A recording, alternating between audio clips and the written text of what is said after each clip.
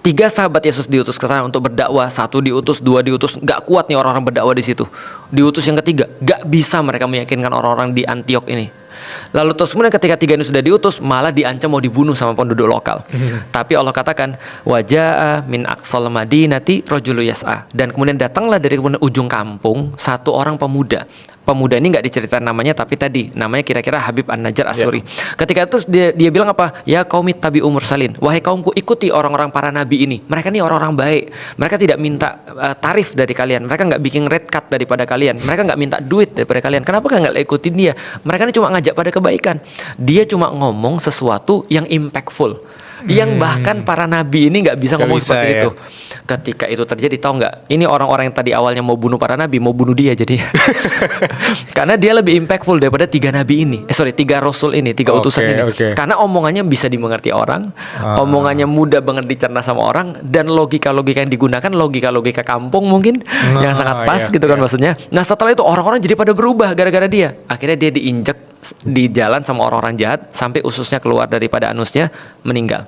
Pas meninggal dibawa oleh malaikat ke Allah biasa, di situ diperlihatkan surganya Allah. Lalu kemudian Allah bilang, semua ini adalah disediakan bagi kamu nanti ketika kamu masuk surga. Mau tambahan apa lagi? Dia bilang apa? Dia bilang di dalam Al-Quran, aduh ya Allah, kok aku bisa dapat kemuliaan ini? Dia bilang, kalau aku boleh minta, boleh nggak aku turun lagi untuk ngasih tahu orang-orang yang injak aku itu? Kenapa aku bisa dapat ampunanmu ya Allah, dan aku bisa dapat surga-surgamu ini? Artinya dia pengen ngasih tahu orang untuk dakwah lagi. Coba bayangin, keinginan dia untuk sharing itu bahkan setelah mati. Nah dia cuma mau sharing doang. Dia nggak punya ilmu. Dia bukan dibimbing oleh malaikat. Dia bukan dibimbing oleh nabi seperti para rasul ini atau para utusan. Tapi dia cuma pengen untuk berbagi. Tiga sahabat Yesus diutus ke sana untuk berdakwah. Satu diutus, dua diutus. Gak kuat nih orang-orang berdakwah di situ. Diutus yang ketiga, gak bisa mereka meyakinkan orang-orang di Antiok ini. Lalu terus kemudian ketika tiga ini sudah diutus, malah diancam mau dibunuh sama penduduk lokal. Tapi Allah katakan, wajaa min aqsal madinati rajulu yas'a. Dan kemudian datanglah dari ujung kampung satu orang pemuda. Pemuda ini nggak diceritain namanya, tapi tadi namanya kira-kira Habib An-Najjar As-Suri. Ketika itu dia bilang apa? Ya qaumit tabi'u mursalin. Wahai kaumku, ikuti orang-orang para nabi ini. Mereka ini orang-orang baik.